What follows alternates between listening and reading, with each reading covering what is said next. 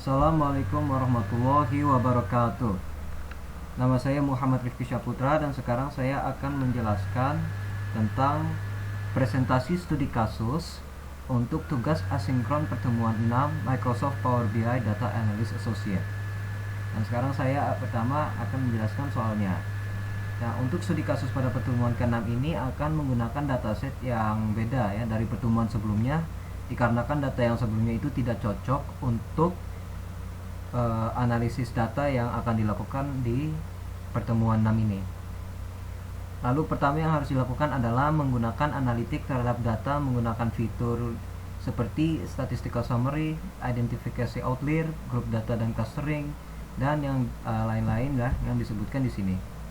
Dan harus menggunakan minimum 3 dan pastikan itu data yang analitik yang dapat memberikan insight kepada user. Lalu studi kasus. Nah, ini yang kedua, soal yang kedua adalah menggunakan key influencer untuk mencari faktor penting di dalam data kita. Nah, karena masing-masing data berbeda, tidak ada batasan untuk mengidentifikasi bagian apapun. Nah, tapi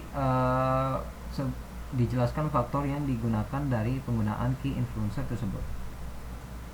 Lalu menggunakan decomposition tree untuk menelusuri suatu dimensi data dan menambahkan bagian yang mau dianalisis dan dijelaskan minimal 2 bagian, dan pastikan itu benar-benar analitik yang dapat memberikan insight kepada user.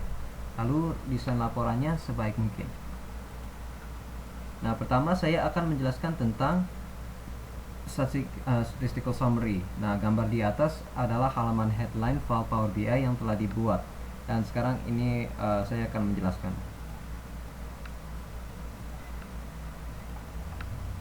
Nah, sekarang saya akan menjelaskan di Power BI Service karena memang Power BI saya itu kurang tidak terlalu itu ya, agak lemot. Nah, pertama ini adalah saya memakai visualisasi card. Nah, ini untuk menjelaskan bulan dan tahun data yang setelah ditunjukkan. Lalu di sini adalah slicer atau region. Ini slicer ini yang digunakan adalah region. Jadi untuk menunjukkan data-data bagian itu data-data tertentu sesuai dengan bagian wilayahnya. Lalu di sini ada line chart yang menjelaskan tentang data actual, budget dan forecast. Nah, data actual itu data asli, dan data yang dianalisis ini adalah data budget IT department selama 12 bulan dalam suatu perusahaan. Nah, ini kita lalu di samping kanan ini ada ini persentase dari budget dengan forecastingnya sesuai dengan regionnya, sesuai dengan wilayahnya.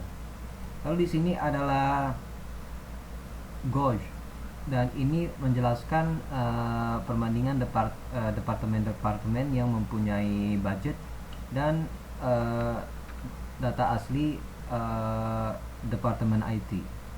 Lalu di sini adalah area chart, dan ini menjelaskan tentang actual running total, budget running total, dan forecast running total. Dan ini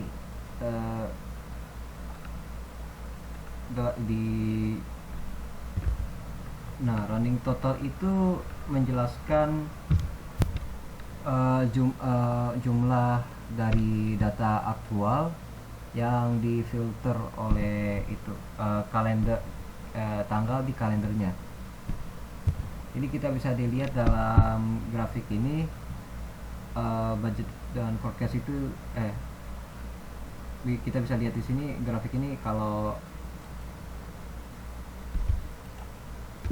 ini actual running total, budget running total, dan forecast running total bisa dibandingkan ya, akan menaik dalam setiap bulannya. Lalu setelah itu ada forecast and budget date. Lalu di sini ada Lalu di sini adalah KPI, visualisasi KPI, dan visualisasi ini akan melihat apakah data forecast itu mencapai target budget yang dibandingkan dengan tanggal. Nah, ini karena kita ingin data forecastnya itu di bawah budget targetnya, karena ini adalah cost. Nah, ini kita bisa lihat kalau 102.39K itu di bawah dari targetnya, dan berarti forecastingnya itu di bawah budget yang diberikan.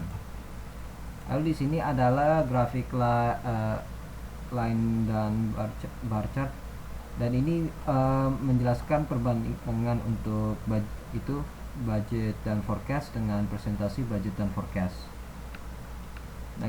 Nah, untuk insight kita bisa lihat. Nah, ini sekarang kita bisa lihat deteksi anomali dalam setiap grafik-grafiknya ya. Kita bisa lihat ini di anomali line bar chart ini pada hari Rabu Januari 1, 2020 mendapatkan nilai tinggi 25407.18. Nah, ini adalah sesuatu anomali yang telah dideteksi ya, dan ini bisa dilihat lagi tren-trennya dan segalanya. Dan untuk linknya saya sudah share di PDF. Dan ini kita bisa lihat lagi analyze. Nah, ini sudah bisa di analyze ya untuk data-data di bagian-bagiannya itu bisa dilihat sendiri. Lalu setelah itu bagian regions. Nah, ini perbandingan untuk data aktual dan data budget dengan region. Lalu setelah itu ini adalah tabel untuk data region dan budgetnya. Nah, ini data budget forecast berdasarkan IT area, dan tabel budget dan forecast berdasarkan cost element group. Nah, ini elemen-elemen yang mengeluarkan itu ya, biaya. Lalu di sini adalah peta data aktual berdasarkan negaranya. Nah, kita bisa dilihat di sini kalau bagian Amerika itu datanya lebih paling banyak ya, dan makanya itu warnanya hijau tua. Dan negara-negara lain seperti Kanada misalnya mempunyai nilai yang aktual yang dikit, maka warnanya itu adalah hijau muda. Nah, ini lalu adalah scatter chart yang dihitung berdasarkan per quarter. Nah, kita bisa lihat ini budget fee forecastnya, dan kita bisa lihat datanya seperti ini ya. Lalu ada tooltipnya, dan ini menjelaskan nilai forecastnya dan quarternya. Lalu kita bisa juga jalankan untuk setiap quarter 1, quarter 2, quarter 3, dan quarter 4. Lalu ini adalah data forecasting untuk data budget fee forecast.